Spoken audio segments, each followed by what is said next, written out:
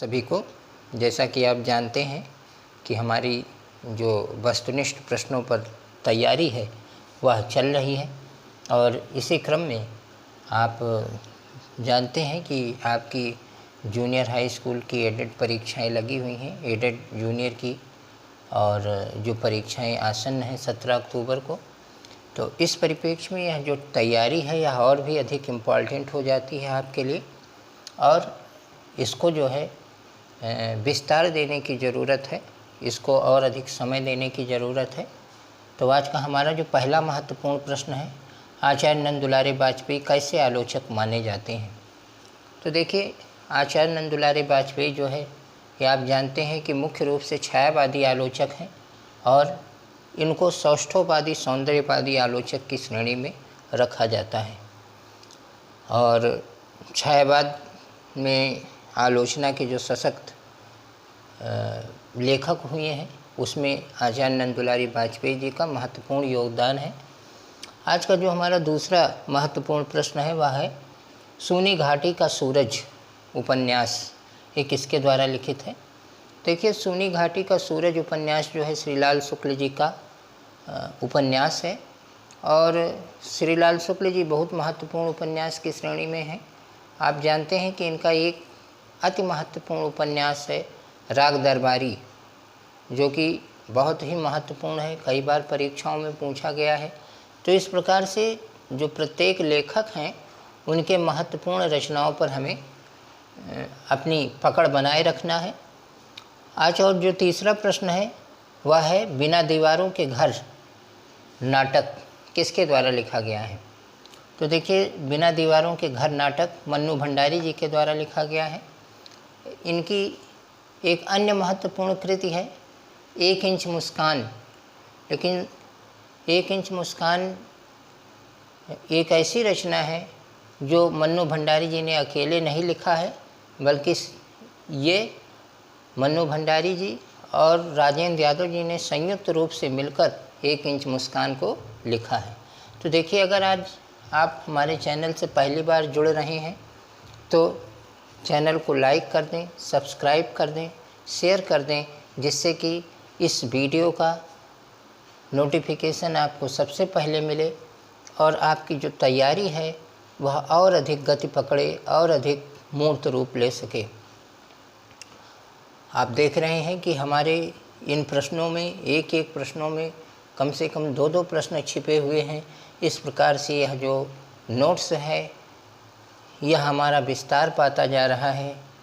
प्रश्नों से मैं अपेक्षा करता हूँ, आशा करता हूँ कि अगर आप निरंतर हमारे चैनल से बने हैं तो यह नोट्स आपका परीक्षा तक, विभिन्न परीक्षाओं के आयोजन तक एक बृहद रूप ले लेगा, और कम से कम इसमें आपको 2-2.5 हज़ार प्रश्न मिल जाएंगे जो कि अति महत्वपूर्ण प्रश्नों की श्रेणी में होंगे।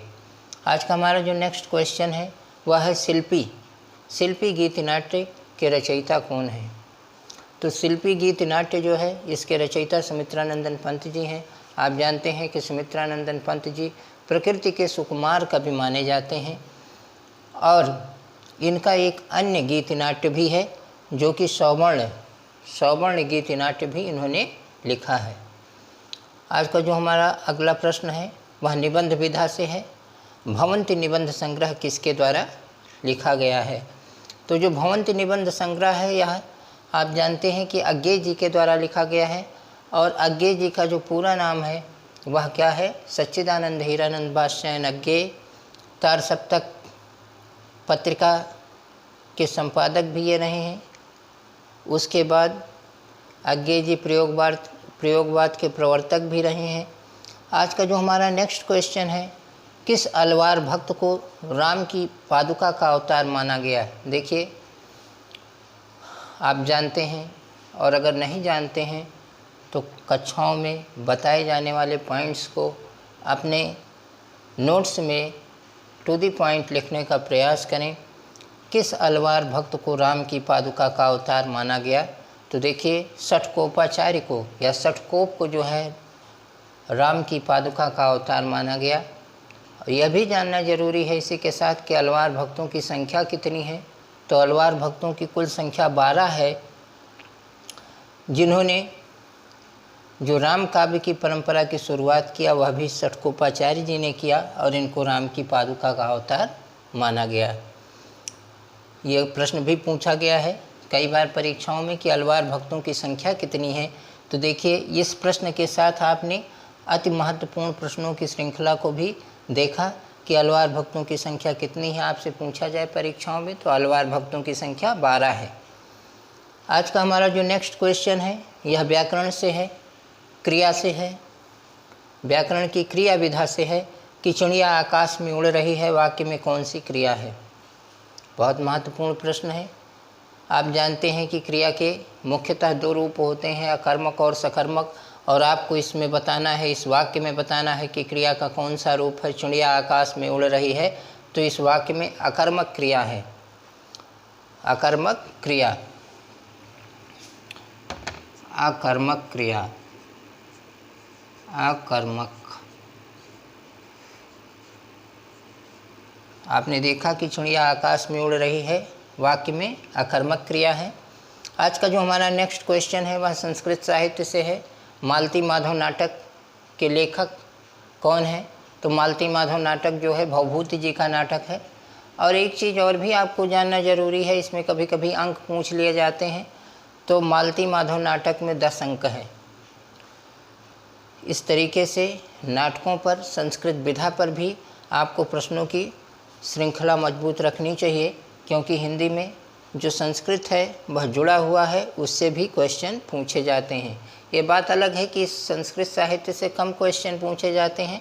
मुख्यतः आपके साहित्य पर और व्याकरण पर प्रश्नों की बहुत व्यापक श्रृंखला बनती है।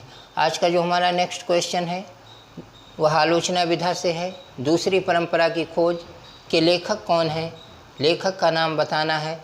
तो देखिए दूसरी परंपरा की खोज जो है नामवर सिंह की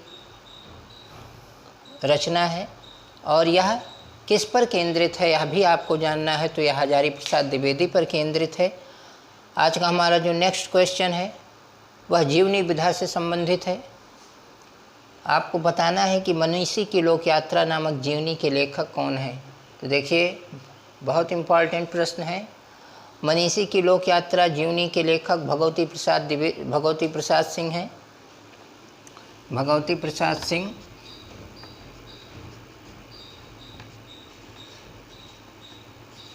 भगवती प्रसाद सिंह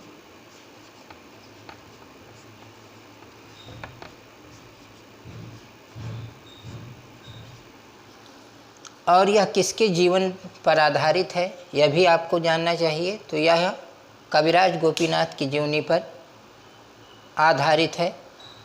आज का नेक्स्ट प्रश्न है एक पति के नोट्स किसकी रचना है। तो एक पति के नोट्स महेंद्र भल्ला जी की रचना है। इसी तरीके से एक अन्य प्रश्न इस पर बनता है कि एक कस्बे के नोट्स किसकी रचना है। तो एक कस्बे के नोट्स नीलेश रघुवंशी जी की रचना है।